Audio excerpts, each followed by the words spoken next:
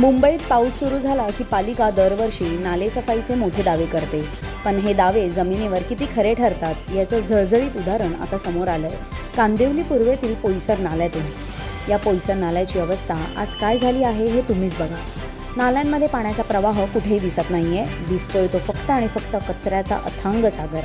प्लास्टिकच्या पिशव्या, थर्माकॉल, घरगुती कचरा आणि साचलेला गाळ यामुळे हा नाला पूर्णपणे तुंबला आहे। नाल्याच्या अगदी शेजारीच दाट लोकवस्ती आहे। पावसाचा जोर वाढला तर हेच दूषित पाणी नागरिकांच्या घरात शिरण्याची भीती निर्माण झाली आहे। डेंग्यू, मलेरिया सारख्या आजारांचा धोका तर वेगळाच। कोट्यावधी रुपये खर्च करूनही जर पावसाळ्याच्या सुरुवातीलाच ही परिस्थिती असेल तर पालिकेचा नालेसफाईचा पैसा गेला कुठे, असा संतप्त सवाल आता मुंबईकर विचारत आहेत।